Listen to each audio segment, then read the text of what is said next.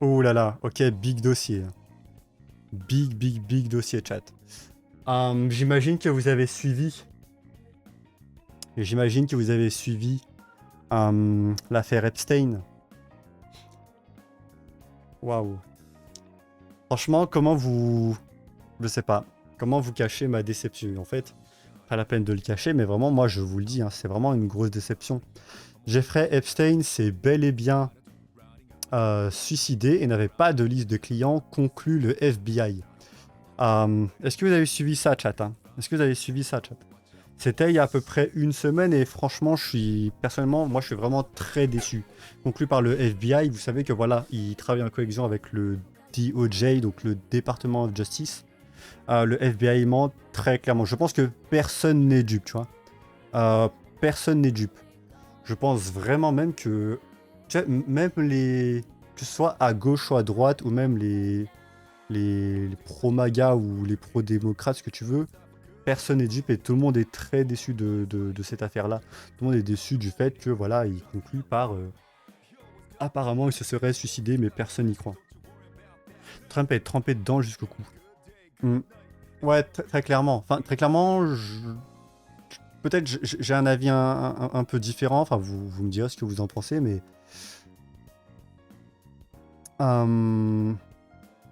ouais. Regarde, moi je trouve. Ok, tu sais quoi? Ok. Commençons dans l'ordre, ok? Donc le FBI conclut que Epstein s'est bel et bien suicidé. Bon, évidemment, la réaction du public, que ce soit les. Enfin, et même les pro-MAGA, tu vois, donc même les pro-Trump, vont pas vraiment beaucoup aimer cette histoire-là parce que tout simplement, personne n'y croit. Et donc, qu'est-ce que les gens. Comment dire?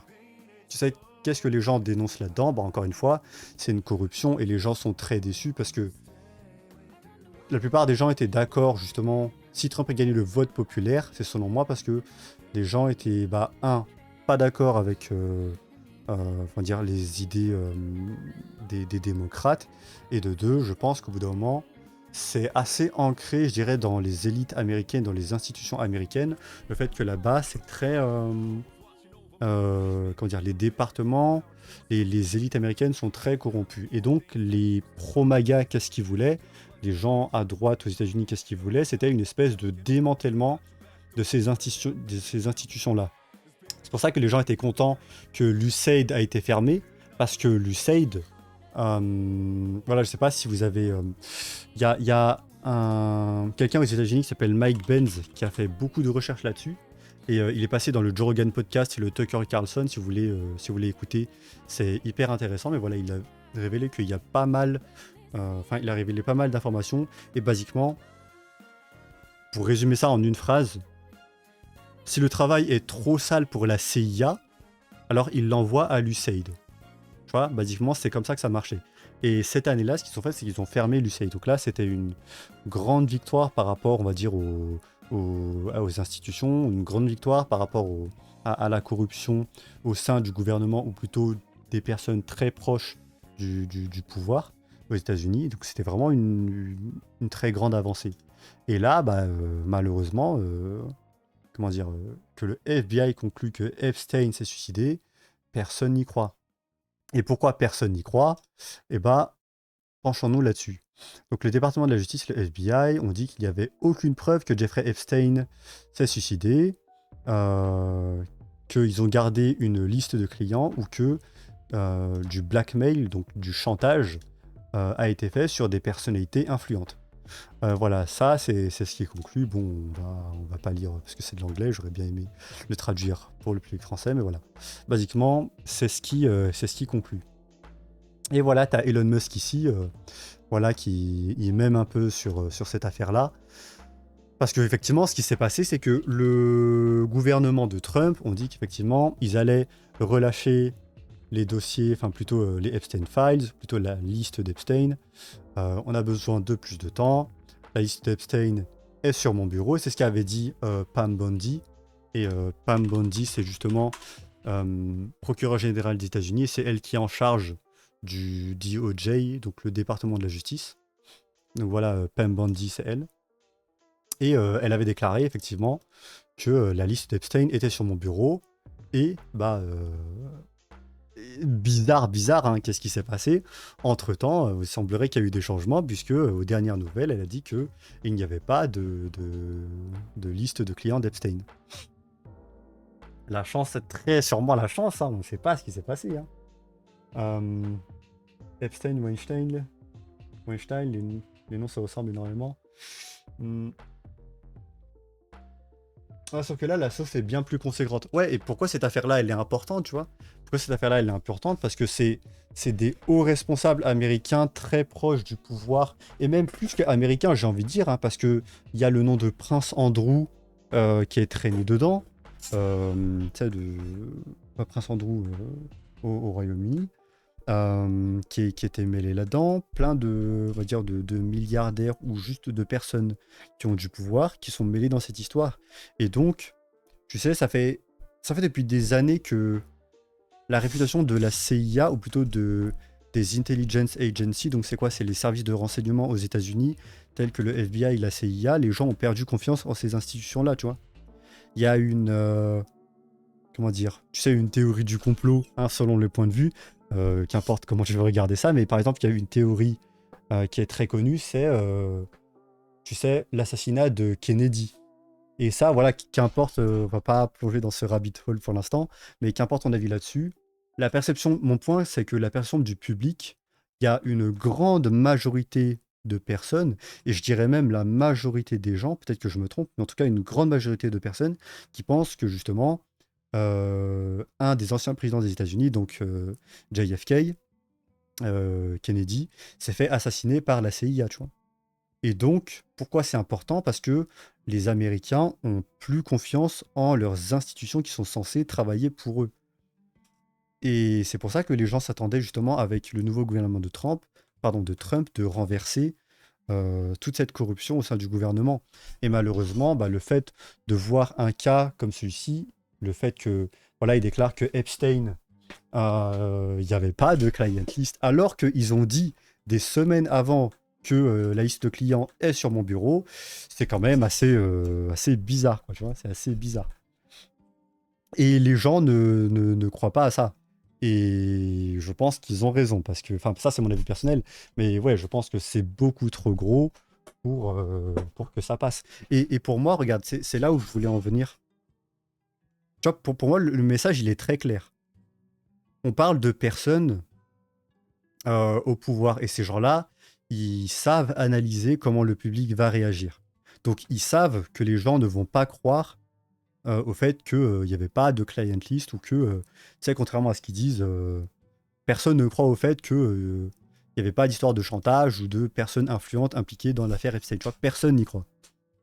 Et pour moi, le message, il est très clair, tu vois. Ça veut dire quoi? Ça veut dire qu'en fait, au point où ils en sont, ils ne cherchent même plus à convaincre le public. Ils cherchent simplement à dire, qu'importe les circonstances, si toi, la personne derrière ton écran qui est impliquée dans l'affaire Epstein, on va tout faire en notre pouvoir pour te protéger. Tu vois. Pour moi, c'est ça le message. Parce que tu vois, au point où on en est, le public ne croit plus. Enfin, il voit ça, il ne croit pas en le fait que personne n'était impliqué dans les affaires Epstein. Surtout qu'en plus de ça, ce qu'il faut se rappeler, c'est que Ghislaine Maxwell, donc la femme de Jeffrey Epstein, est enfermée, tu vois. Et du coup, bon, bah, s'il n'y avait pas d'histoire tu sais, de chantage, de blackmailing, tout ça, s'il n'y a pas de Epstein list, s'il n'y a pas de, tu sais, d'histoire de clients d'Epstein, bah, en fait, pourquoi elle est enfermée, tu vois? Ça fait pas sens, tu vois. Euh, Avec l'affaire du Watergate, ceux qui disent il n'y a pas de complot sont dans le déni. Très clairement, hein. Je pense, franchement, jusque-là, regarde, en 2025, combien de théories du complot se sont avérées être vraies, tu vois. La censure par rapport au Covid, euh, là aussi, l'assassinat de Kennedy, tu vois, ils ont relâché justement des dossiers qui indiquaient que justement la CIA avait menti par rapport à leur implication là-dedans, tu vois. Tu vois, je pense que depuis, allez, 40 ans, 50 ans, il y a beaucoup d'histoires, beaucoup de théories du complot qui sont avérées vraies. Euh, Entre ça et le traité de Madrid et plein d'autres trucs, les milliardaires sont aux manettes et tout le monde le sait. Faire disparaître ceux qui sont gênants, c'est pas croyable d'y croire. Coluche, par exemple, peut-être Marlex, peut-être tiré par les cheveux, mais franchement, c'est pas impossible. Hmm. Et, ok, qu'est-ce qu'on a d'autre? Ouais, il y a ça aussi, tiens. Voilà. Donc ça fait partie des dossiers, des documents, des vidéos, des footages qu'ils ont relâchés par rapport au dossier Epstein. 1 minute a mystérieusement disparu dans les images récentes publiées dans la prison d'Epstein. Mhm. Et voilà, regardez le timer en bas là, 2 minutes. Voilà. Hop. Voilà, 58 minutes, bam, il y a 1 minute qui a zappé. Et alors pour le coup, ils ont répondu là-dessus. Donc voilà, déjà, 1 minute a disparu. Les gens ont trouvé ça bizarre. Trump, Epstein, Pam Bondi, je pense. Et ils avaient répondu là-dessus. Ah ouais, c'est ça. One of the biggest ones is whether he ever worked for a American or foreign intelligence agency. Voilà, donc là, des intervieweurs sont revenus justement sur après qu'ils aient déclaré tout ça sur les affaires Epstein. Miami U.S. Attorney Alex Kosticki allegedly said that he did work for an intelligence agency.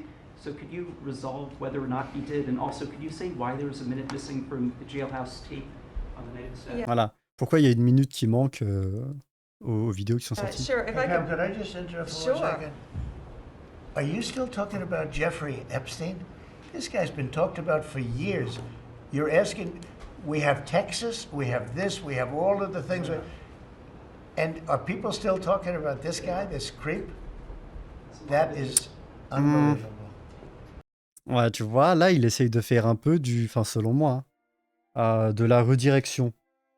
C'est-à-dire, ouais, pourquoi vous parlez encore d'Epstein? Le mec est mort depuis des années, tout ça. Tu vois, et c'est encore plus ça, surtout que les liens entre Trump et Epstein ne sont plus à démontrer, tu vois. Ça, la relation qu'il avait avec lui était quand même très proche d'Epstein. Et alors, ça, c'est mon avis personnel, tu vois. Là, ce que je veux dire, c'est mon avis personnel. Je pense pas. Je peux me tromper, tu vois. Mais je pense pas que Trump ait eu des relations avec des gamines et donc il aurait, tu sais, il aurait participé à ces espèces de trucs bizarres sur l'île d'Epstein. Et pourquoi je pense ça? Parce que. Regarde, pourquoi je pense ça? Parce que, en fait, je pense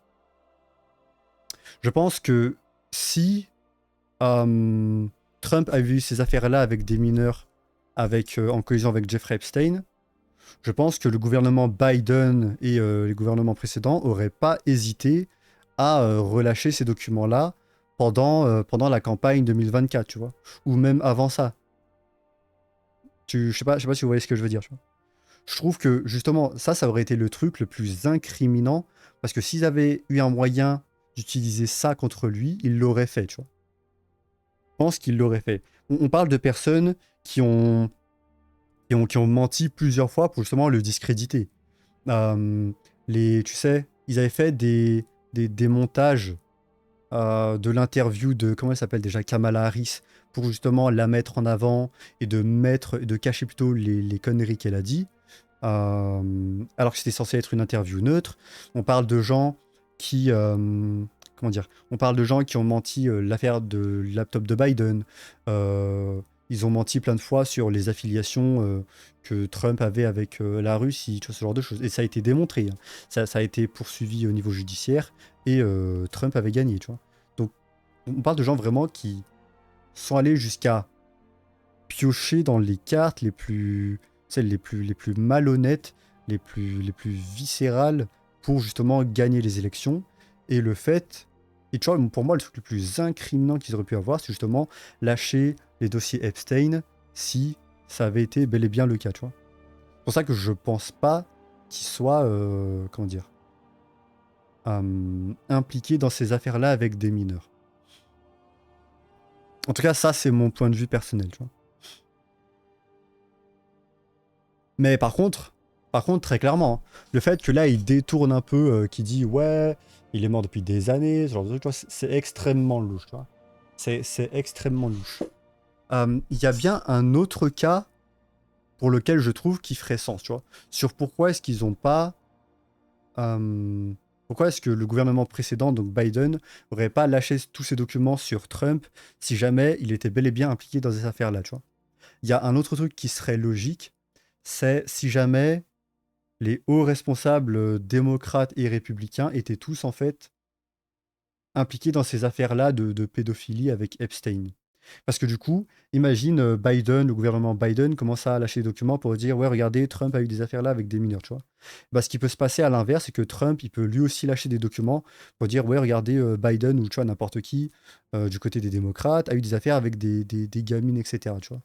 Et dans ce cas-là, c'est pour ça que ça ferait sens aussi que, tu sais, pour eux, c'est un tabou entre eux. Tu vois, personne n'en parle parce que justement, si un côté lâche des documents par rapport à Epstein, et ben en fait, l'autre côté va aussi lâcher des parties de l'histoire qui incrimineraient l'autre bord, tu vois. Donc il y a ça aussi qui ferait sens. Il y a cette autre optique-là aussi qui ferait sens, tu vois.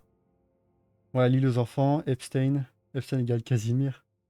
Ouais, Trump qui rentre pas dans le sujet et qui contourne, c'est louche. Dans les hautes sphères, ils ont pratiquement tous dû rencontrer les milliardaires et donc participer à ces soirées et tout le monde a dû connaître des histoires sur tout le monde. Ouais, tu vois. Donc ce point de vue-là, tu vois, ce scénario-là, il est aussi possible. Sur le fait de pourquoi est-ce qu'ils ne relâcheraient pas les dossiers Epstein. Parce que justement, si tu relâches les documents et que tu incrimines que, on va dire, la droite, bah en fait, la droite, eux aussi, ils ont les armes pour incriminer la gauche. Hein. Et c'est pour ça qu'il y aurait une espèce de tabou. Il y a ça aussi qui ferait sens. Do you want to waste the time and do you feel like answering? I don't mind answering. I mean, I can't believe you're asking a question on Epstein at a time like this where we're having some of the greatest. Et il y a aussi un autre truc, tu vois. Je trouve que, et voilà, un peu pour aller en contresens de ce que je disais sur le fait que, ouais, je pense pas que Trump soit dans ces affaires-là, c'est que, tu vois, pour moi, c'est Trump, sa relation avec Epstein, elle est quand même assez connue, tu vois. Je trouve qu'il aurait tout intérêt à justement montrer tous les documents, ce genre de choses, d'être vraiment, tu sais, laisser aux gens la possibilité de, voilà, voir les documents, ce genre de choses, de tout relâcher sur les dossiers Epstein pour justement pouvoir dire, ouais, voilà, regardez, j'ai rien fait, ou plutôt je suis transparent, tu vois. Peut-être que, parce que tu sais, il a quand même fait des commentaires pour dire, ouais, Epstein, bon, il a l'air quand même assez attiré par des personnes de bas âge, tu vois. Mais après, tu vois, ça, par exemple, ça veut pas dire que qu'il ait participé, lui, à des, je sais pas, des affaires, des relations sexuelles avec des mineurs, tu vois. Ça veut pas dire qu'il est tout blanc non plus, tu vois. Les dossiers sortiront possiblement dans 40 ans quand les principaux acteurs ne seront plus. Ouais, je pense, hein. Je pense que si on voit les dossiers Epstein, et vraiment, si on voit les dossiers Epstein, ce sera dans 50 ans ou ce genre de choses. J'imagine que c'est devenu une sorte de caste comme les nobles au Moyen-Âge et qui sont tous dans le tabou pour pas être rejetés, pour pas subir les conséquences que ça ferait de relâcher les infos, ça m'étonnerait pas. Ouais, ah ouais, non mais très clairement, hein. Très clairement, ça c'est possible aussi, tu vois. Success and also tragedy with what happened in Texas. It just seems like a desecration, but you go ahead. Sure. First, to back up on that, in February, I did an interview on Fox, and it's been getting a lot of attention because I said, I was asked a question about the client list, and my response was, it's sitting on my desk to be reviewed, meaning the file along with the JFK, MLK files as well. That's what I meant by that. Ouais. Ça, tu vois, j'y crois pas non plus. En fait, regarde, ils ont fait beaucoup de déclarations, elle et Kash Patel aussi, hein, Kash Patel, le directeur du FBI. Ils ont fait beaucoup de déclarations pour dire justement, ouais, vous inquiétez pas, on va relâcher les documents, les Epstein Files, ce genre de choses. Elle a dit, comme elle vient de le dire, ouais, la liste de clients est sur mon bureau. Là, du coup, tout de suite, elle est en train de dire non, en fait, c'est pas ce que j'ai dit. En fait, j'ai dit les documents Epstein, MLK, sur le choses sont sur mon bureau. C'est ça que je voulais dire, c'est faux, tu vois. Il y a d'autres footage où justement qui disaient que, qui démontrent que c'est pas ce qu'ils disaient, tu vois. Et même plus que ça, s'il n'y avait pas de client list, Tu vois, s'il n'y avait pas de liste de clients, pourquoi est-ce qu'ils ont campagné? Tu sais, pourquoi ils sont allés très dur sur le fait que, ouais, vous inquiétez pas, on va relâcher les documents Epstein, il faut que les gens savent tout ça. Tu vois, c'est pas logique, tu vois. Si en fait, il n'y a pas vraiment de dossier Epstein, jamais vous n'auriez dû mettre ça en avant pendant la campagne présidentielle, parce que du coup, ça veut dire que vous avez menti, tu vois. Vous avez volontairement menti. Vous avez volontairement menti sur le fait que, ouais, vous allez lâcher les documents pour que les gens vous élisent, parce que les gens veulent rétablir la confiance en leurs institutions, ou plutôt veulent que les gens payent. Tous les gens qui ont été impliqués dans les dossiers Epstein veulent que, enfin, les gens veulent que tous ces gens-là payent. Et ben en fait, vous auriez jamais dû dire ça, tu vois. Moi, c'est quand même un petit milieu où tout le monde se connaît, on ne s'aime pas devant les caméras, mais on boit en soirée, on boit un verre en soirée mondaine. Ouais, il y a ça aussi. Après, bon, après, je pense vraiment que les démocrates ou du moins les MAGA ne s'aiment vraiment pas, tu vois. Après, oui, c'est sûr, ils se retrouvent dans les soirées, ce genre de choses. Hum, Ouais, donc là, voilà, la minute qui a disparu. Also, to the tens of thousands of video, they turned out to be child porn downloaded by that disgusting Jeffrey Epstein. Child porn is what they were. Never going to be released, never going to see the light of day. To him being an Et ça, tu vois, ça aussi, c'est un argument qui marche pas. Parce que Kash Patel, directeur du FBI, avait aussi dit un truc similaire, tu vois. Quand il était passé dans le Joe Rogan podcast, Kash Patel, il avait aussi dit non, on peut pas lâcher les vidéos justement de comment dire, de pédophilie qu'on a sur Epstein parce que ça referait vivre des traumas aux personnes qui ont subi ça, tu vois. Dans ce cas-là, ça, c'est un argument qui marche pas. Parce que, un, tu peux flouter leur visage. Deux, les personnes aussi que, tu sais, qui sont venues sur le devant de la scène pour dire, bah voilà, j'ai subi, comment dire, j'ai subi des atrocités quand j'étais gamine sur l'île d'Epstein. Même ces personnes-là veulent justement que justice soit rendue et donc que ces vidéos-là, comment dire, soient propagées. Enfin, plutôt que les vidéos soient propagées, ils veulent que les gens savent en fait tout ce qui se passe dans les élites américaines. Donc, tu vois, même ces personnes-là impliquées qui ont subi ces horreurs-là veulent justement que ces documents-là soient déclassifiés. Donc voilà, tu peux. Donc, tu as un, ces personnes qui ont subi ça veulent que ce soit déclassifié. Deux, tu peux flouter leur visage. Et trois, admettons que, vas-y, on ne veuille pas voir ces vidéos où des gamines subissent des choses atroces. Pas de souci, tu vois. Mais dans ce cas-là, il y a justement des personnes qui travaillent dans le département de la justice qui sont censées regarder ces vidéos-là pour reconnaître justement les personnes qui ont fait subir ces atrocités-là à des gamines. Tu vois, donc même si le public ne voit pas ces vidéos, même ça, c'est pas important. Ce qui est important, c'est que normalement, tu veux dire que voilà, vous avez dit que vous avez des dizaines de milliers de vidéos et qu'il n'y a personne d'entre vous dans le département de la justice, au FBI, tout ça, qui peuvent voir ces vidéos et donc regarder qui est la personne, qui est le pédophile en fait, qui sont les pédophiles. Les personnes qui sont impliquées là-dedans, vous avez 10 000 vidéos qui montrent toutes ces personnes-là et vous pouvez pas reconnaître un seul gars, tu vois. C'est bizarre. Et plus que c'est bizarre, plutôt personne ne croit à ça. agent. I have no knowledge about that. We can get back to you on that. And the minute missing from the video, we released the video showing definitively. The video was not conclusive, but the evidence prior to it was showing he committed suicide. And what was on that, there was a minute that was off the counter. And what we learned from Bureau of Prisons was every night, they redo that video. It's old, from like 1999. So every night the video is reset, and every night should have the same minute missing. So we're looking for that video to release that as well, showing that a minute is missing. Donc là, elle est en train de dire que c'est normal qu'il manque une minute sur les vidéos, tu vois. Ça aussi, c'est bizarre. Mais en fait, toute l'affaire est étrange, tu vois. Toute l'affaire est étrange. Et quand je dis étrange, vous comprenez bien ce que je veux dire par là. C'est-à-dire, que les gens ont déjà leur opinion là-dessus. C'est trop gros, tu vois. On parle d'un milliardaire qui était très connecté aux élites américaines et aussi en parallèle, j'ai envie de dire, des relations bizarres avec Israël, tu vois. Ou plutôt le Mossad, pour être plus précis.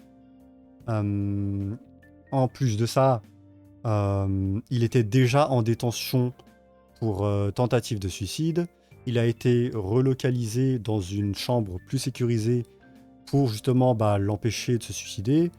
Euh, les caméras de surveillance, comme par hasard, ont été désactivées lorsqu'il est mort. Les gardes se sont endormis. Et en plus de ça, ils avaient aussi déclaré plus tard que les vidéos, les caméras, en fait, ils avaient supprimé les tapes, tu sais, ils avaient supprimé les vidéos, et en fait, c'était une erreur, ils voulaient supprimer les vidéos d'une autre cellule, mais du coup, ils se sont trompés, pas de bol, c'est tombé sur la cellule de Epstein, tu vois. Donc voilà, personne n'y croit. And that's it on Epstein.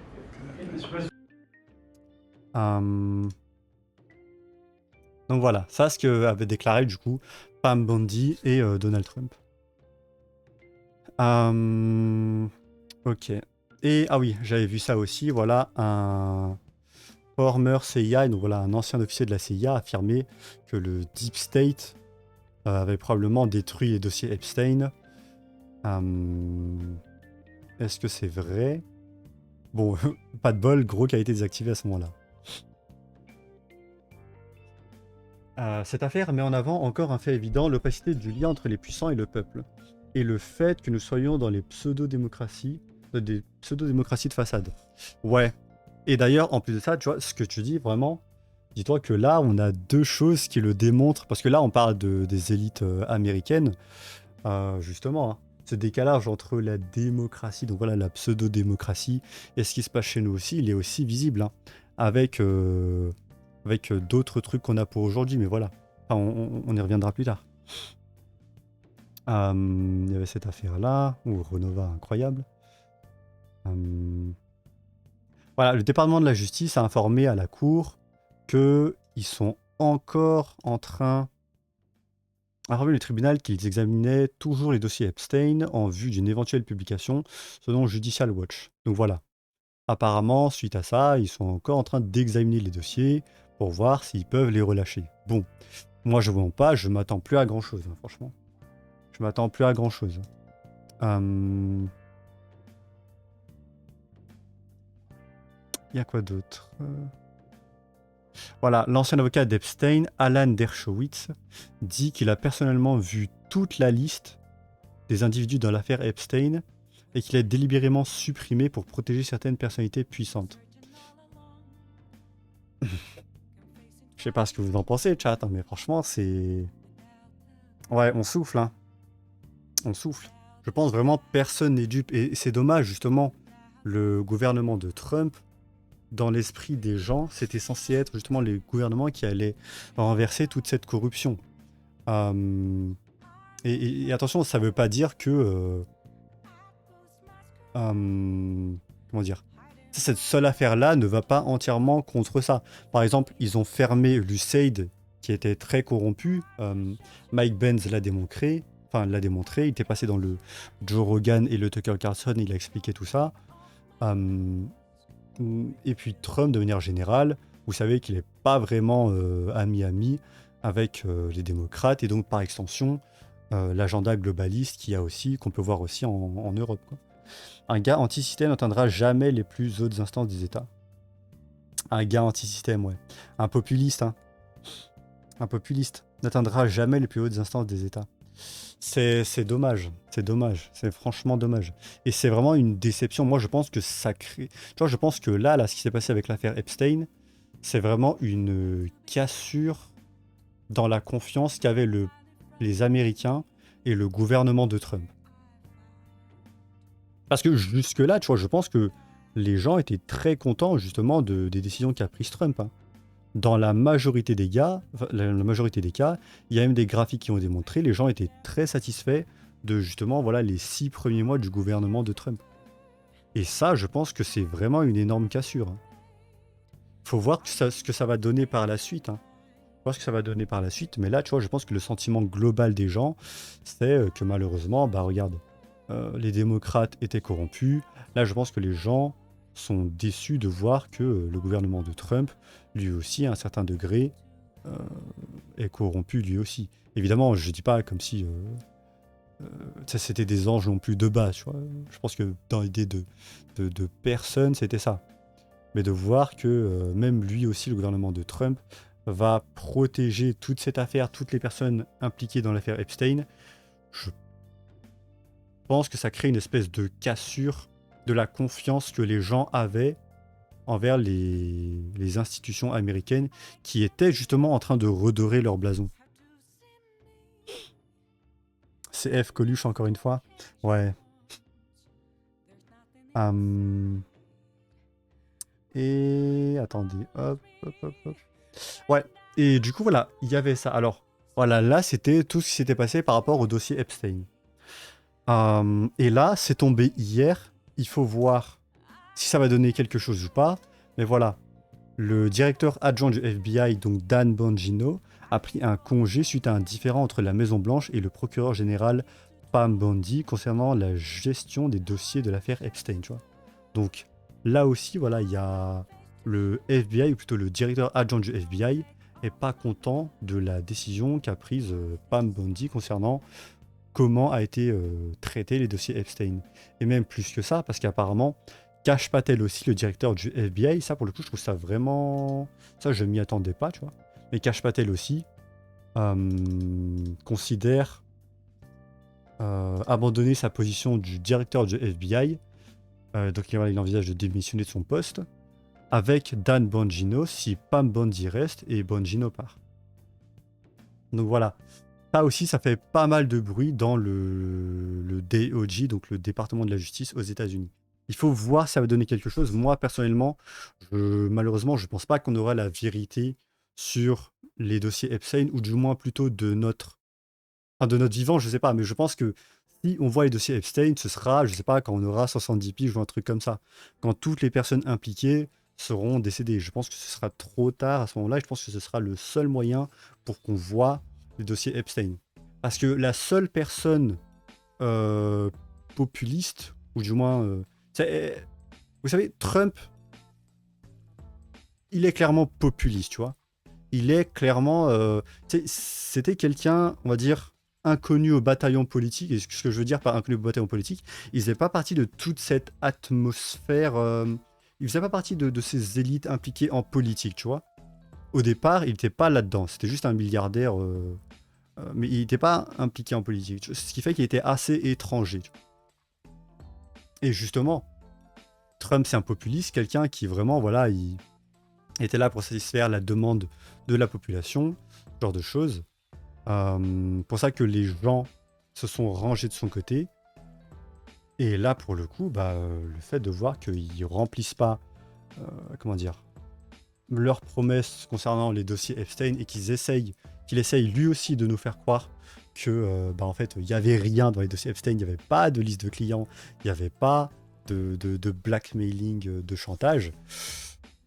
Je pense que c'est une grosse cassure dans la confiance que les Américains avaient dans le rétablissement justement de l'institution, de la confiance qu'il y avait entre la population et le gouvernement américain, et par extension les services de renseignement comme la CIA et le FBI.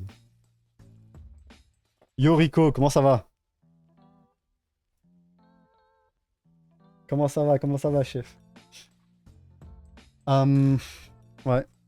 Mais du coup, chat, je suis curieux, vous en pensez quoi de cette affaire-là? Parce que moi, je vous ai donné mon avis, hein. Je pense pas, par exemple, tu vois, je pense pas que Trump soit impliqué dans les affaires avec des gamines. Mais par contre, tu vois, ça n'excuse pas du fait que là, son gouvernement ne va pas relâcher le dossier Epstein, ou plutôt qu'ils essayent de nous faire croire qu'il n'y avait pas d'histoire de blackmailing, ce genre de choses, alors que c'est quand même assez documenté. Il y a plein de trucs comme ça. Vous savez, Epstein, il y a, voilà, encore une fois, une théorie du complot qui dit qu'apparemment, Epstein était, voilà, un agent du Mossad. Alors voilà, ce que dit la théorie, c'est que c'était un agent du Mossad, donc des services de renseignement israéliens, et donc Epstein serait cette espèce de personne qui travaille pour Israël, qui piège les élites américaines dans des affaires de pédocriminalité pour que par la suite, ils font du chantage à cette espèce d'élite américaine pour faire avancer l'agenda israélien, tu vois. Ça, c'est la théorie du complot. Alors, qu'importe qu'on y croit ou pas, tu vois, on va pas encore, on va pas se plonger là-dedans, tu vois. Mais c'est ça, en gros, l'idée, comme quoi Epstein était un agent du Mossad. Et pourquoi les gens pensent ça, tu vois? Pourquoi les gens pensent ça? Attendez, j'essaie de retrouver. Attendez, je vais dans mes... Voilà, ok. Boum. Pourquoi les gens pensent ça? Les évidences, ok? Bon alors, personnellement, j'aimerais creuser un peu plus, mais pour l'instant, voilà les grandes preuves, entre guillemets, tu vois. Donc les choses assez bien documentées. Epstein était un agent du Mossad. Les preuves, l'ancien officier des renseignements israéliens, Harry Ben Menash, a déclaré qu'Epstein avait dirigé une opération de piège du Mossad après avoir été recruté par Ghislaine Maxwell, donc c'est sa femme, qui est en prison pour rien du coup, puisqu'apparemment il n'y avait pas de liste de clients. C'est bizarre, hein, c'est bizarre. Le père de Ghislaine Maxwell, Robert Maxwell, était un espion du Mossad. Le partenaire commercial de Maxwell était Charles Bronfman, cofondateur du Megan Group. Le Megan Group est un club exclusif de milliardaires juifs qui financent des causes pro-israéliennes. Maria Farmer, la première victime à dénoncer Epstein, a déclaré que l'ensemble de son réseau était dirigé par des suprémacistes juifs qui l'avaient agressé racialement et que l'opération était dirigée par le Mega Group. L'un de ses cofondateurs, le propriétaire Victoria's Secret, Les Wexner, a donné à Epstein sa maison de ville de Manhattan d'une valeur de 77 millions de dollars, utilisée comme centre de son réseau de chantage. Wexner était le seul client connu d'Epstein et la source apparente de sa richesse. Epstein a obtenu son emploi chez Bear Stearns en 1970 grâce à Alan Greenberg, un membre du Mega Group, bien qu'il n'ait aucune expérience au-delà de l'enseignement, j'imagine du renseignement. Tu vois. Et tout ça. Bref, il y a beaucoup d'éléments qui ont l'air de connecter Epstein avec les services de renseignement israéliens. Tu vois.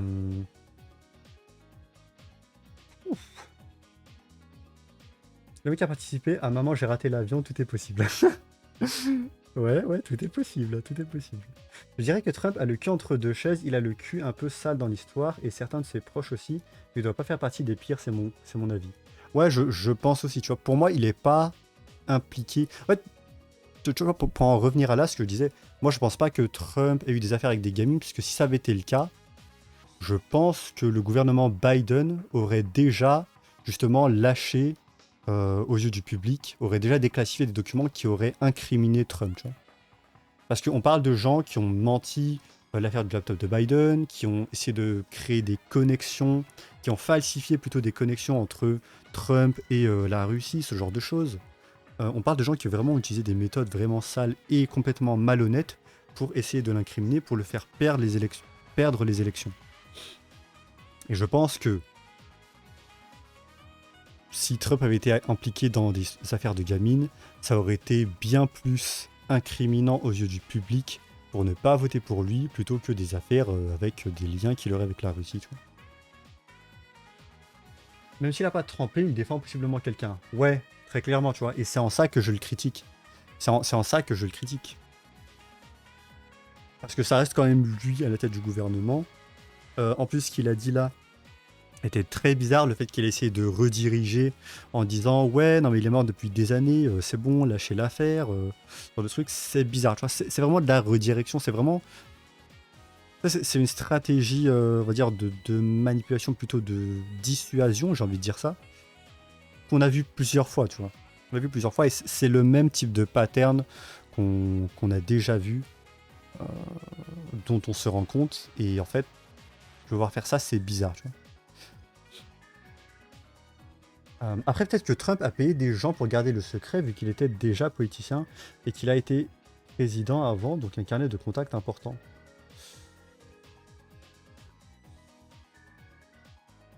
Peut-être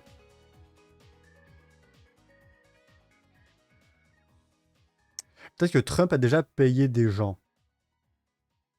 Alors, pourquoi pas? Pourquoi pas? C'est possible aussi, tu vois.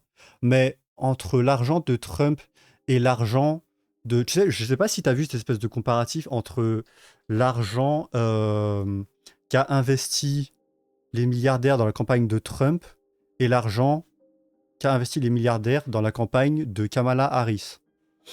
Il y a plus de 1,5 billion de dollars. Tu sais quoi? Et si je retrouvais ça? Bernie Sanders. Tu sais quoi? Je vais essayer de retrouver ça.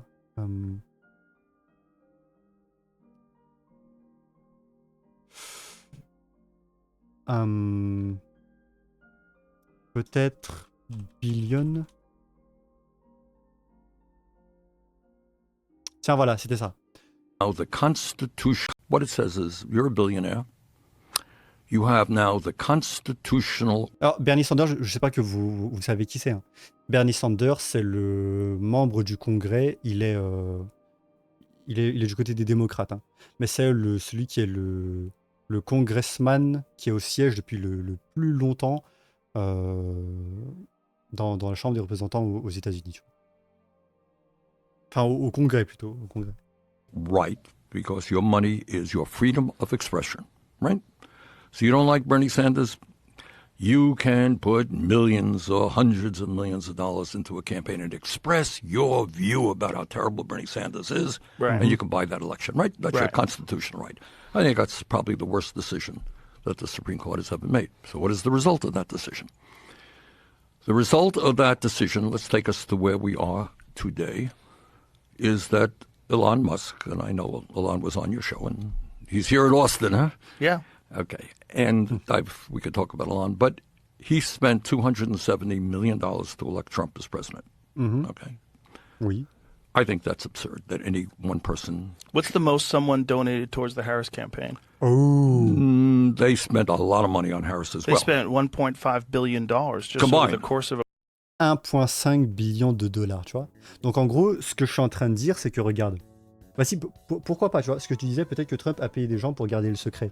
Mais justement, si l'argent est ce qui va faire pencher la balance entre les deux, tu vois, si l'argent est ce qui va faire pencher la balance entre les deux, bah en fait, les démocrates ont bien plus de fonds parce qu'il y a beaucoup plus de milliardaires de ce côté-là, tu vois. Et donc, eux, ils auraient bien plus d'argent pour forcer ces gens-là, ou pas, forcer plutôt payer ces gens-là pour leur dire oui, bah, allez-y, regardez, je vous donne tout cet argent-là, et en échange, vous incriminez Trump, en échange, vous relâchez les dossiers qu'il y a sur lui et les affaires avec Epstein, tu vois. Donc si vraiment on parle vraiment en termes de seulement l'argent, en termes de ce qui va faire pencher la balance de quelqu'un, quel côté il va prendre, très clairement, il serait parti du côté des démocrates, tu vois. Donc c'est pour ça, je pense pas, personnellement, je pense pas que ce soit ça. Je peux me tromper, mais je pense pas que ce soit ça. La différence, tu vois, Elon Musk, il a investi de l'argent, et comme il dit, c'est absurde, et je suis d'accord là-dessus, mais c'est seulement 270 millions qui sont partis dans la campagne de Trump, alors que de l'autre côté, dans la campagne de Kamala Harris, c'était 1,5 billion de dollars, tu vois. Donc si vraiment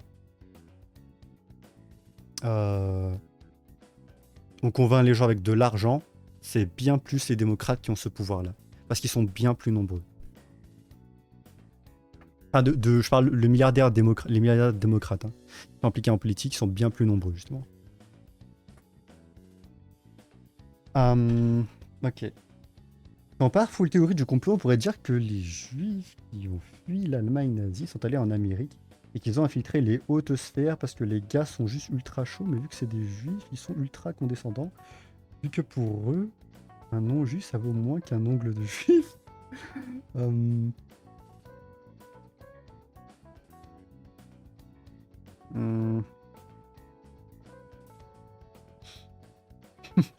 Les J-words. Ah oui, c'est vrai, attendez, peut-être. C'est vrai cette histoire-là, peut-être que prononcer ce mot-là, ça ramène pas mal de bottes, hein. Il faut faire attention.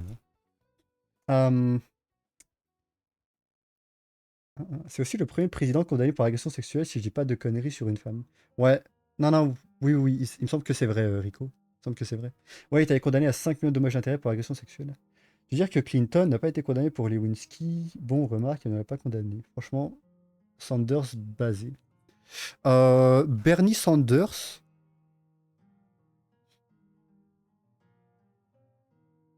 Ouais. En tout cas, tu vois, c'est clair, lui, c'est pas un démocrate de la même trempe. Il est pas illuminé, il est pas très pro-idées bizarres comme ont pu l'être Kamala Harris, Tim Walz, Biden, ce genre de choses. Tu vois. On va dire, lui, il est un peu plus dans le. Tu sais. En fait, Bernie Sanders, ouais, vas-y, base, tu vois. Base parce qu'il est un peu plus. Il est vraiment là pour régler le problème des gens. Tu sais, quand je dis ça, c'est par exemple le fait que la plupart des gens vivent paycheck to paycheck. Vous savez ce que c'est un paycheck to paycheck? C'est le fait de justement vivre avec seulement comment je peux dire ça?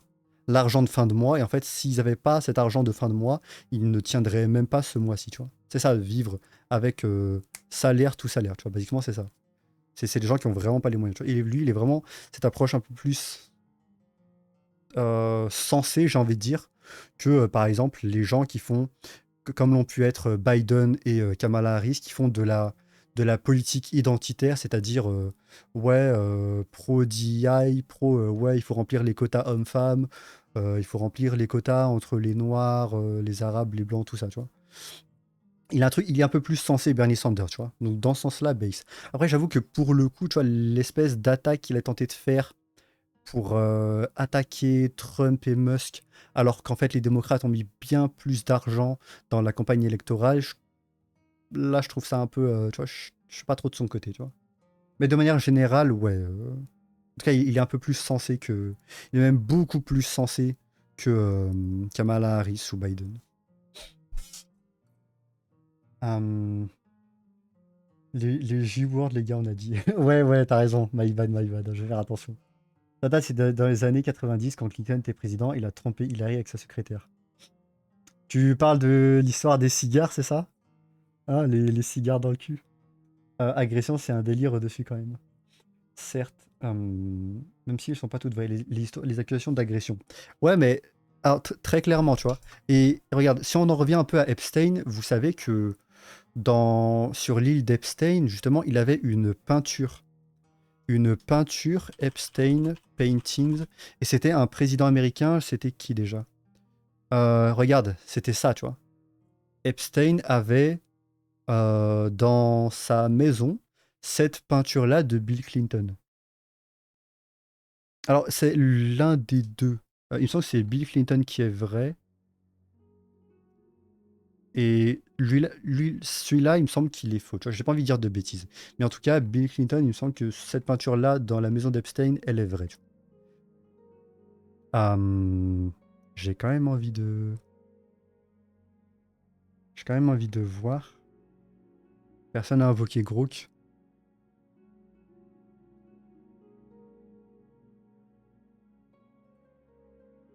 Personne n'a invoqué Grook. Quelqu'un peut invoquer Grook ou pas là? Je veux voir la confirmation en bas parce que je sais que l'un des deux est un montage par IA.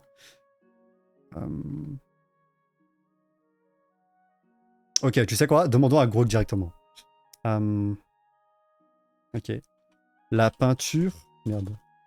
La peinture de Bill Clinton dans la maison d'Epstein est-elle vraie?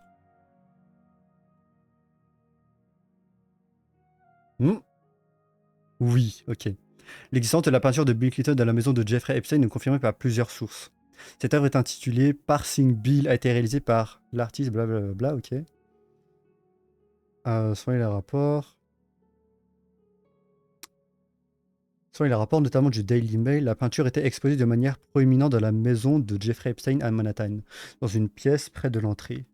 Une source anonyme qui a visité la maison en 2012 a fourni une photo de l'œuvre confirmée par les métadonnées comme ayant été prise dans la résidence d'Epstein. Damn. Ouais, tu vois, donc franchement, je pense que ce qui est le plus probable là-dedans, c'est que ce soit les démocrates ou les républicains, ils ont tous baigné dans ces histoires, comment dire, ces histoires avec Epstein, tu vois. C'est pour ça qu'il y aurait un espèce de motus et bouche cousue là-dessus, une espèce d'omerta, de tabou là-dessus.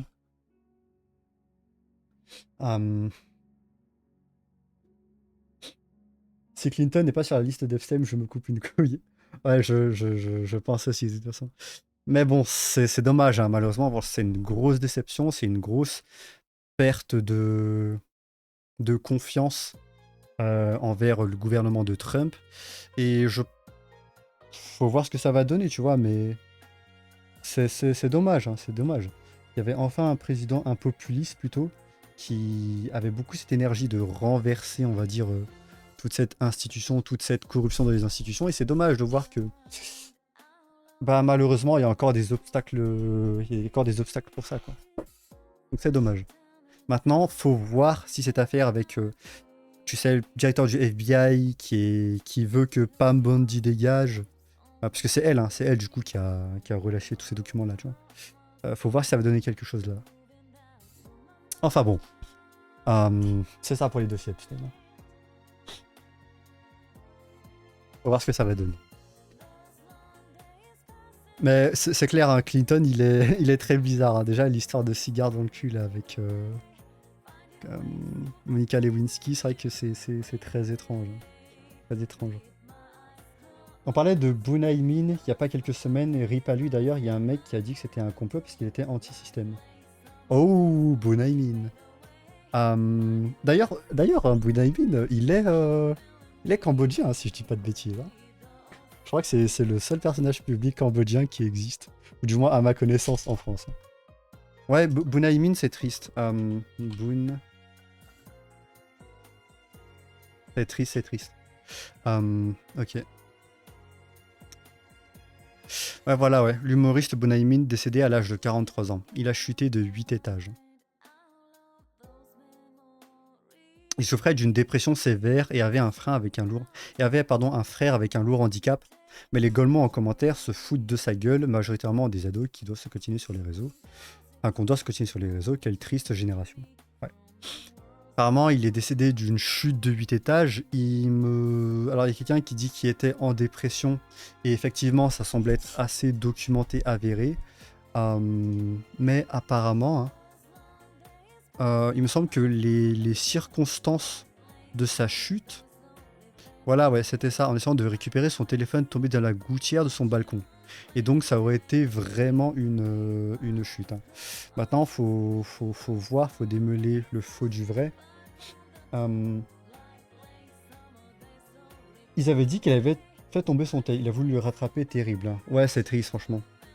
C'est vrai que j'étais tombé sur un de ses sketchs. Il rigolait pas mal là sur... Tu sais, les Asiatiques, enfin plutôt anti-asiatiques, ce genre de choses. Enfin non, il faisait des blagues sur les Asiatiques justement. Et je trouvais ça marrant, hein. Moi-même, voilà. En tant qu'asiatique, je trouvais ça marrant, moi ça me dérange pas, je m'en fous de ce genre d'histoire de race, d'ethnie, hein. Perso, je m'en fous. C'est où j'ai parlé de lui sur ton dernier live. Et Rico, imagine, c'est toi le prophète, hein. C'est toi un peu le... Oh là là, t'imagines? C'est toi un peu le Alex Jones français. Mais tu sais quoi? En vrai, c'est con, mais un accident comme ça arrive tellement en 2 secondes, hop, c'est terminé. Mais attends, tu disais quoi? Tu disais, y a un mec qui a dit que c'était un complot parce qu'il était anti-système. Ouais, après, pour le coup, là, je pense vraiment que c'est une théorie, parce que... Personnellement, j'ai pas vu beaucoup de gens relayer ça. J'ai vu, hein, il me semble, la vidéo, ce dont tu parles, où justement, il dénonçait un peu la démocratie qu'il y avait en France et de manière plus générale en Europe. Après, c'était pas non plus un activiste, tu vois. Donc, je pense qu'il consacrait quand même très peu de son temps. Je peux me tromper, hein, je regardais pas, j'étais pas au courant de tous ces sketchs, de toutes ces tournées ou quoi, je le suivais pas de fou. Mais je pense qu'il est bien plus connu en tant que humoriste plutôt qu'en tant qu'activiste, tu vois. Et dans ce cas-là, je vois pas un monde où il est targeté, tu vois. Avec les rappeurs US, j'ai le même truc. Ouais, vas-y. J'ai une vidéo TikTok pour toi. Vas-y, envoie. Déjà, en système, il y en a énormément. C'est pas une raison, je pense sincèrement, c'est juste un accident malheureux. Ouais, pour le coup, je pense que c'est juste un accident, tu vois. C'est dommage. Après, pour le coup, tu vois, je vais pas me mentir. Hein. Histoire de tomber de 8 étages. Bon, c'est vraiment pas pour aller dans la théorie du complot, ok? Et parce que moi, mon avis, je l'ai dit, hein, pour le coup, au vu des éléments qui jusque-là ont été rapportés, ça a juste l'air d'être un accident, tu vois. Ça, c'est mon avis. Mais par contre, je vous mens pas, quand j'ai vu cette affaire de il est tombé de 8 étages, ça m'a rappelé cette histoire, je sais pas si vous savez, si vous en avez entendu parler. C'était aux États-Unis où justement un scientifique qui avait travaillé avec la CIA était tombé de plusieurs étages et il est mort du coup. Et en fait, l'histoire était hyper fishy. Putain, ça me fait chier, j'aimerais bien retrouver le nom. Mais est-ce que vous avez entendu déjà parler de cette histoire? J'ai plus le nom de la personne. Mais c'était un scientifique qui avait travaillé avec la CIA sur des expériences sur de contrôle mental, de drogue, ce genre de choses. Et en fait, il s'était avéré que des agents de la CIA étaient partis donner de l'argent à la famille de ce scientifique-là pour justement qu'il taise plusieurs éléments là-dessus, tu vois. Je sais pas si vous voyez de quelle histoire je parle. Mais en tout cas, ça m'a rappelé cette histoire-là. Et attention, je pense pas que ce soit une histoire de... Je pense pas qu'il a été targeté ou ce genre de choses. Hein. Je pense vraiment que c'est un accident pour le coup. Mais ça m'a rappelé cette histoire-là. Ok, donc attends. Tu m'as envoyé un truc. Ça devient très dangereux.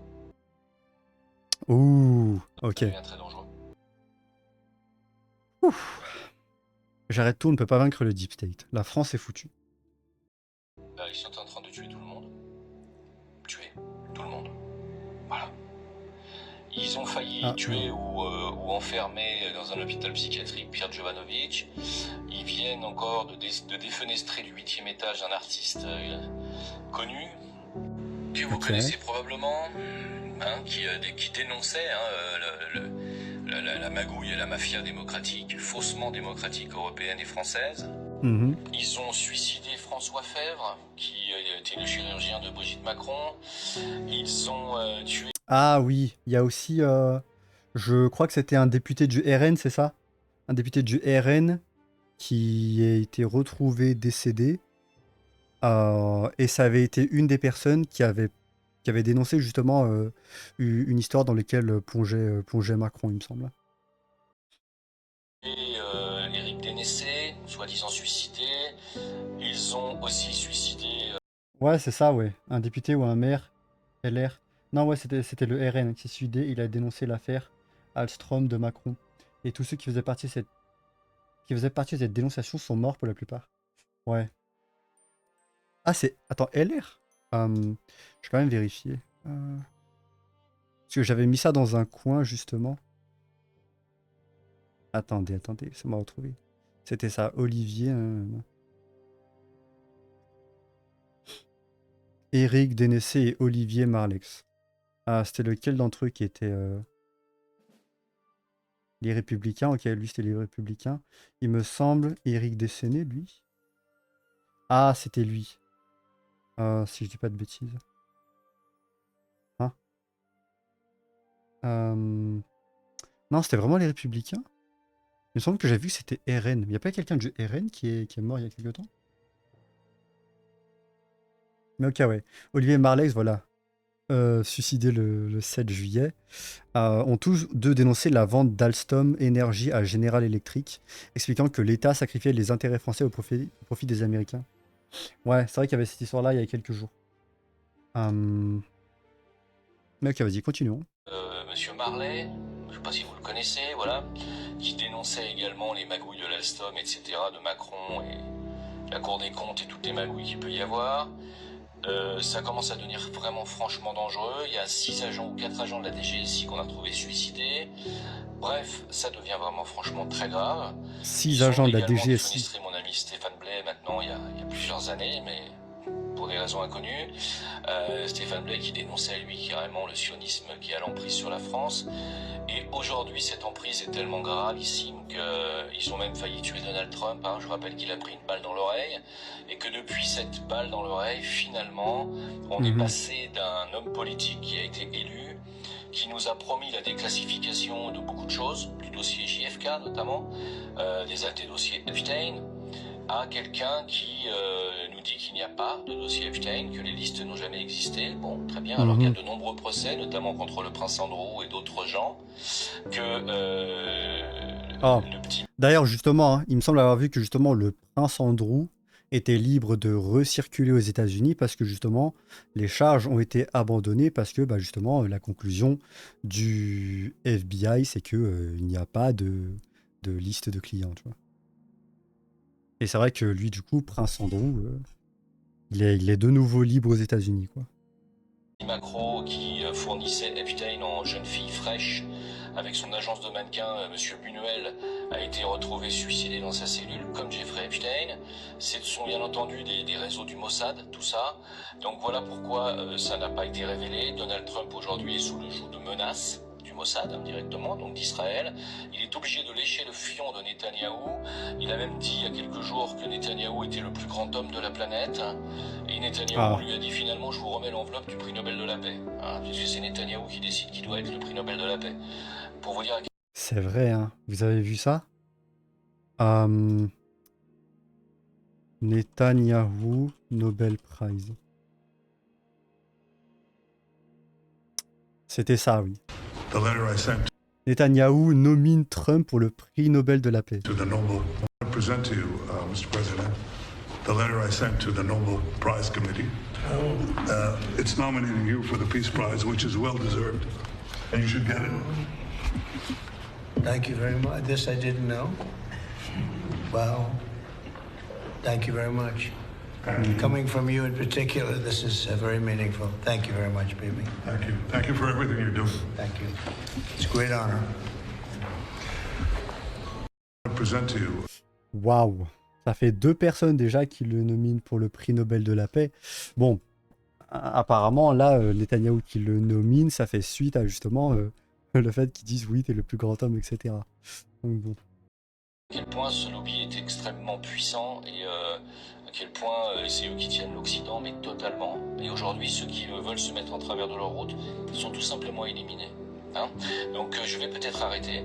On ne peut pas vaincre le Deep State. Le Deep State, c'est Mossad, CIA, Banque Centrale, Rothschild, BlackRock, Soros, liés avec le Likoud, Netanyahou et toute cette clique, c'est ça, le Deep State. On ne peut pas les vaincre. Pourquoi? Parce qu'ils ont tous les milliards. D'ailleurs, juste petit aparté là-dessus, parce que vous savez, Deep State, il me semble que c'est Trump qui avait créé, enfin plutôt démocratisé ce terme-là. Il faut savoir, parce que voilà, je le dis parce que je sais qu'il y a des gens, voilà, ils entendent parler de Deep State, ils se disent ouais, théorie du complot, tout ça. Il faut savoir que Obama, il y a plusieurs années auparavant, il a utilisé un autre terme pour parler de ces gens-là, il parlait du blob, tu vois. Il parlait du blob pour parler justement de ces personnes-là qui étaient au pouvoir, donc dans les agences, dans la CIA, ce genre de choses. Et en fait, tu sais, voilà, tu peux argumenter que l'homme le plus puissant du monde... Ok, tu sais quoi? Tiens, et si je vous posais la question de chat? Pour vous, c'est qui la personne la plus puissante au monde? Ok, tu sais quoi? Posons ça comme ça. Pour vous, c'est qui la personne la plus puissante au monde?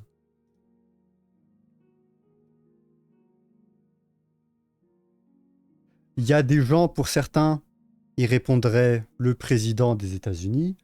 Il y en a d'autres qui répondraient sûrement, je sais pas, Elon Musk, comme c'est la personne qui a le plus d'argent au monde. Peut-être il y en a qui répondraient Vladimir Poutine, voire même Xi Jinping. Moi, personnellement, je sais pas laquelle pour vous est cette réponse. Et d'ailleurs, moi non plus, hein, si je devais désigner une personne, j'avoue que je sais pas non plus qui je nominerais. J'avoue que je sais pas non plus qui je nominerais. Mais par contre, pourquoi je posais cette question? Parce que, vous savez, aux États-Unis, c'est argumentaire. Comment je peux dire ça? Arguably. On peut argumenter que c'est l'homme le plus puissant du monde, tu vois. Les États-Unis, on peut argumenter que le président des États-Unis est l'homme le plus puissant du monde, tu vois. Et ben en fait, il y a... Ce qu'il faut savoir, hein, c'est qu'en fait, un mandat ne dure que 4 ans max. Et si un président aux États-Unis peut avoir que 2 mandats max, ça fait 8 ans au pouvoir. Mais les personnes qui sont aux institutions comme la CIA, ils n'ont pas de limite de mandat, tu vois. Et justement, Vladimir Poutine parlait il y a quelques temps, justement, il disait que ouais, comment dire, la démocratie aux États-Unis, c'est bizarre parce qu'en fait, il y a le président des États-Unis, il est un peu, ses étaux sont un peu serrés parce qu'en fait, il y a des hommes en noir qui viennent le voir. Il avait dit ça il y a quelques jours. Peut-être si on peut trouver la vidéo plus tard. Mais en fait, quand il dit ça, il parle de qui? Il parle de ces personnes-là qui sont au pouvoir à la CIA. Par exemple, hein, je dis la CIA, mais ça peut être un exemple. La NSA, ce genre de choses. Eux, ils n'ont pas de limite de mandat derrière. Tu vois. Et c'est ce qu'avait dit aussi Mike Pence pendant le mandat d'Obama. Tu vois, il y en a peut-être, ils se disent ouais, j'aime pas ce président-là, bah en fait, c'est pas grave, il veut pas travailler avec nous. C'est pas grave, j'ai juste à attendre 4 ans ou un grand max 8 ans, et ensuite, je peux me remettre à retravailler avec un président qui, lui, va être un peu plus ouvert à moi, tu vois. Ou plutôt notre institution, donc là, je parle des intelligence agencies, donc les services de renseignement, tu vois. Tu vois, on peut argumenter que c'est peut-être eux, hein, les personnes qui ont le plus la main mise sur le pouvoir. Et donc, vous comprenez où je veux en venir, hein, les plus puissants. Tape les mots-clés sur la barre de recherche Twitter, fumisterie, restez bête. Ok. Attends, tu sais quoi, on va finir celle-là déjà. De toutes les nations qui sont surendettées avec leur système d'endettement Rothschild, la France ne fait pas exception, nous sommes à leur botte, totalement. Mais le seul pays qui a résisté à cette mafia, c'est la Russie. Et ils veulent absolument déglinguer la Russie et ils n'y arriveront pas. Aujourd'hui, il fait meilleur aller se réfugier en Russie que d'aller se planquer en France pour un mec comme moi. Je vois que Macron va encore donner, je crois, 2 de vos milliards à l'Ukraine. Il a promis encore 40 milliards à l'Ukraine. Vous n'avez plus d'argent pour vos hôpitaux, vous n'avez plus d'argent pour rien. On va vous sucrer le RSA. Vous ne vous réveillez pas. Je n'ai pas envie, moi, de continuer à faire... Voilà, le mec qui secoue tout le monde dans tous les sens et qui derrière se fait insulter par-dessus le marché, je ne vois pas l'intérêt. Vous allez vous débrouiller maintenant. À vous de vous réveiller, à vous de voir ce que vous avez à faire dans votre pays. La libération, de le libérer peut-être éventuellement. Vous savez que Aurore Berger a voulu placer la surveillance des propos. Oui, ça, mais c'est dingue, hein. Putain, je voulais en parler de ça aussi, hein. C'est vrai, Aurore Berger qui justement veut mettre en place une surveillance. Bah justement, j'avais mis ça, je crois que j'avais ça tout à l'heure, ouais, voilà, ouais. Aurore Berger va sous-traiter la surveillance du net à des associations militantes, ouais. Ah bref, on y reviendra. Hein. Qu'on tient sur Internet, elle a voulu placer cette surveillance au CRIF. Au CRIF. Bah, c'est le pouvoir, c'est le lobby juif, qui est l'équivalent de l'EPAC aux États-Unis qui a fait élire Donald Trump. Hein. Donc, si vous voulez, c'est très grave. Que Thierry Breton a passé ce qu'on appelle la TSA, acte de Thierry Breton qui fait qu'on n'a pas le droit de les contredire. Quand vous les contredisez sur le réchauffement climatique, vous donnez des discours haineux. Si vous n'êtes pas d'accord avec les LGBT, vous donnez des discours homophobes. Si vous n'êtes pas d'accord avec les transitions de genre payées 100% par la sécurité sociale, vous êtes homophobe, etc., etc., etc. Donc moi, ce monde-là ne m'intéresse pas. Je vous le laisse. C'est à vous de vous débrouiller maintenant à lutter contre cette censure satanique qui s'impose et qui s'abat sur la France. C'est à vous. Les musulmans, je vous le dis clairement, hein, vous n'avez absolument plus votre place en Occident. Pourquoi ? Parce que les chrétiens n'ont plus leur place. Dieu n'a plus sa place, ni Jésus, ni Marie. Il déboulonne les statues de Marie, de Saint-Michel, de Jeanne d'Arc. Il les déboulonne pour mettre, le cheval des Jeux Olympiques, le cheval de l'Apocalypse. Donc si vous voulez, on est foutu. Ce pays est foutu. L'Occident est foutu parce qu'il est à la main de satanistes qui sont en train de faire un génocide et on les invite à la table de la Maison Blanche alors qu'ils ont des mandats d'arrêt internationaux pour crimes de guerre au cul et ils survolent l'espace français et personne ne dit rien. Marine Le Pen a même signé pour qu'on n'applique pas les mandats d'arrêt internationaux. Donc si vous voulez, c'est monstrueux. On est dans un système totalement corrompu. Un système mais qui achète tout le monde ou qui élimine tout le monde. Voilà. Donc, voir des images de ce qui se passe à Gaza, parce que tous les jours, c'est 20, 30, 40 petits-enfants qui sont abattus, et au nom de Satan, hein, tout ça. Voilà, pour l'arrivée du Mashiach, qui n'est autre que l'Antéchrist. Voilà. Donc, continuez à ne rien dire, continuez à ne rien faire, et puis tout va aller très bien pour vous, vous inquiétez pas, vous allez voir. Hein. Ils vont prendre votre argent, ils vont ponctionner sur vos comptes, et ils vont l'envoyer en Ukraine. Alors, profitez bien de vos vacances, c'est peut-être les dernières, à moins que les prochaines, vous les passiez en Ukraine pour aller réclamer tout l'argent qu'on vous a volé. C'est vous qui voyez. Hein. En attendant, en Ukraine, pendant que l'Ukraine se fait littéralement déglinguer par l'armée russe, il y a 6 000 millions millionnaires et 50 milliardaires de plus depuis le début de la guerre. Voilà. Donc c'est vos 43 milliards que vous avez donnés. Je Ouais. répète, depuis Où le va début de la l'argent, guerre, hein. il y a 6 000 millionnaires supplémentaires et 50 milliardaires en plus en Ukraine en 3 ans et demi. Voilà qui devrait peut-être vous réjouir. Allez, salut. Ok. Ok. Intéressant. Alors, lui, je le connaissais pas. C'est quoi son nom d'ailleurs, Rico, si tu l'as? J'aimerais bien l'avoir. Je trouve que c'est intéressant. En France, je trouve ça étrange, ou peut-être ça tombe pas dans mon feed, mais je trouve que des gens, voilà, parce qu'il a parlé de pas mal de choses sur lesquelles, enfin, moi, je trouve que c'est important de s'attarder là-dessus. Donc, j'aimerais bien avoir son nom pour voir un peu plus ce qu'il a proposé. Mais c'est vrai que on va reposer cette vidéo, mais sinon, je sais pas. Ok. Bah, attends, tu sais quoi? Je vais essayer de la mettre en. L'Occident. Ouais, ok, je vais la mettre dans un coin, je vais essayer de la retrouver. Mais ouais. Après, c'est vrai que, bon, moi, je sais pas, le truc un peu sataniste, là, il m'a. Personnellement, je sais pas, tu vois, je ne crois pas spécialement en ça, donc je sais pas, mais tout le reste. En tout cas, je suis assez d'accord, tu vois, sur ce qui se propage, en fait. Bon, après, tu vois, je sais pas, pour moi, c'est pas encore mort aux États-Unis. Peut-être je peux me tromper. C'est un énorme coup. En termes de confiance qu'on peut accorder à justement cette espèce de restitution de la démocratie aux États-Unis, tu vois. C'est un énorme coup de pied, on va dire, à cette restitution, à cette volonté de vouloir restituer, on va dire, le bon sens et d'écarter un peu toute cette corruption aux États-Unis. Tu vois, les dossiers Epstein, c'est dommage, ça va vraiment pas dans ce sens-là et c'est un énorme. Ça peut être, selon moi, une énorme fracture, tu vois. Mais pour moi, c'est pas perdu non plus, tu vois. C'est pas perdu non plus. Parce que, mettons de côté enfin, l'affaire Epstein, tu vois, qui est quand même un gros dossier. Mais pour l'instant, mettons-le de côté. Il a quand même fait fermer l'USAID, Trump, hein. Il se bat quand même contre, tu sais, la corruption chez les démocrates. Tout ce genre de choses, tu vois. Tout ce genre de choses. Donc, c'est pas foutu non plus. Là, c'est vrai que là où je m'inquiète un peu plus, c'est vrai qu'on va dire la main sur les. Enfin, que Israël, ou plutôt le Mossad, on appelle ça comme tu veux, hein, qui tu veux cibler du doigt, quoi. Mais l'IPAC, tout ça, là, je m'inquiète un peu plus sur jusqu'où leurs griffes vont. Hein, la griffe des lobbies sionistes aux États-Unis. Parce qu'en fait, c'est important, tu vois. S'ils ont leurs griffes sur les États-Unis, bon, bah, vous savez très bien que ce qui se passe là-bas, ça aura irrémédiablement de l'impact sur nous aussi, tu vois. C'est vrai que là, c'est un peu plus inquiétant. Après, je sais pas si c'est foutu, tu vois. Je pense pas que c'est foutu. Tu sais, ce qui fait le plus peur, selon moi, à toutes ces institutions-là, ou plutôt ce pouvoir en place, c'est les populistes. Et Trump est un populiste, c'est vrai qu'il nous a déçus sur l'affaire de Epstein.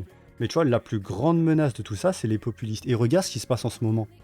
Georgescu, en Roumanie, bon, les élections ont été annulées chez lui, donc peut-être que c'est un mauvais exemple, mais à la fois j'ai envie de dire oui et non. Mais regarde, Georgescu, c'est quelqu'un qui n'est pas en accord avec l'agenda européen, tu vois. Et donc il voulait un peu s'écarter un peu de la volonté que l'Europe a de visiblement vouloir faire la guerre à la Russie, parce que il veut pas que son pays tombe là-dedans, ou du moins il veut pas être impliqué là-dedans. Ce qui s'est passé du coup, c'est que ces élections à lui ont été cancel. Donc Georgescu malheureusement n'a pas pu accéder au pouvoir alors qu'il devait. Et certes, voilà, ça montre qu'il y a un problème dans le rapport de force, il y a un problème dans cette démocratie-là, qu'il y a dans toute l'Europe ou même dans le global en Occident.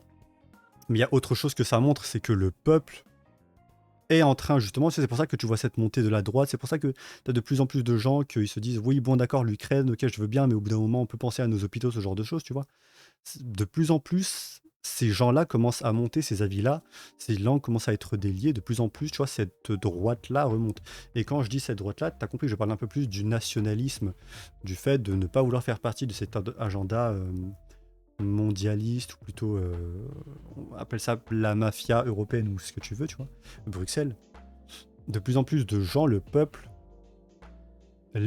plutôt européens ne veulent plus de ça, tu vois. Et je me dis qu'il y a un moment où, je sais pas, un populiste ou n'importe qui, peut-être une révolution du peuple, qu'importe, tout cas, de plus en plus, les gens en ont marre, tu vois. Et on verra où ça nous mène, hein. On verra où ça nous mène, mais regarde, je veux dire, on est la France, pays de la Révolution française. Hein, Louis XIV, on sait ce qui lui est arrivé. J'ai envie de dire, c'est arrivé une fois, pourquoi pas deux, tu vois. Et attention, je dis pas, alors attention, wow. Je dis pas appel à la révolution, je sais pas quoi, Macron subir le même sort, pas du tout, ok. Ce que je suis en train de dire, c'est que le fait que les gens en ont marre, ça aboutit irrémédiablement à des périodes de révolution où justement les gens, le peuple décide de se mobiliser pour contrecarrer les agendas des élites. C'est ça que je veux dire, tu vois. Bon. Qu'est-ce que vous disiez, chat?